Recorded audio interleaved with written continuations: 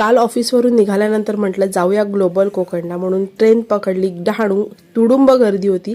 मस्त वैतरणा पार करून पोचलो सफाळ्याला आणि सफाळ्याला उतरून तुम्ही म्हणाल ग्लोबल कोकण पालघरला, मग सफाळ्याला का उतरली? तर सफाळ्याला आपली कार वेट करत होती. आरव आणि आनंद वेट करत होते. सो त्यांना घेऊन निघाली. ते मस्त रोरोने विरारवरून आले. सो त्यांना घेऊन निघाली ग्लोबल कोकणला. आणि आपण ग्लोबल कोकणला जायच्या आधी आपल्या लास्ट टाईमच्या व्हिडिओमधल्या चम्याला भेटलो.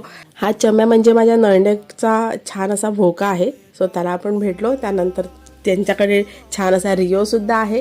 आणि आजच्या व्हिडिओमध्ये तुम्हाला चिंटूला सुद्धा भेटवते. हाय चिंटू. सो आमच्या ताईंना भेटलो आणि मग आम्ही निघालो आणि थेट VIP पास मिळून आम्ही direct global Konkan direct parking समुद्रावर केली. त्यानंतर हा तुम्हाला मी गेट दाखवते. इथून एंट्री आहे. इथेच लेफ्ट साईडला हा सेल्फी पॉइंट आहे आणि इथून ग्लोबल कोकणची एंट्री आहे. इकडे तुम्हाला छान छान असे स्टॉल्स बघायला मिळतील. पालघरचे तसेच पूर्ण कोकणामधले इथे उद्योजकांनी त्यांचे स्टॉल लावले आहेत. ह्या सर्व स्टॉलला व्हिजिट करून तुम्ही त्याचा आनंद घेऊ शकता. इथून खरेदी करू शकता.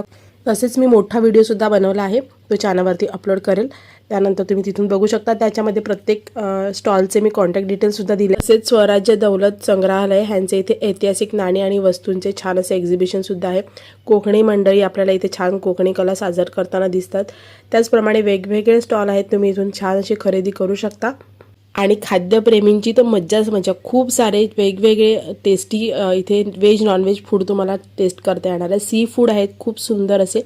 आणि हे बघा आम्ही हे छान असं चुलीवरचं चिकन घेतलं होतं. खूप सारे स्टॉल, खूप साऱ्या ॲक्टिव्हिटीज आणि खूप सारे प्रोग्राम हे एवढ्याशा एका मिनिटाच्या व्हिडिओमध्ये कव्हर होणार नाही, म्हणून मी मोठी व्हिडिओसुद्धा बनवली आहे. तसेच बीच चित्रपट महोत्सव सुद्धा इथे आहे. तुम्ही समुद्रावर बसून पिक्चरचा आनंद घेऊ शकता.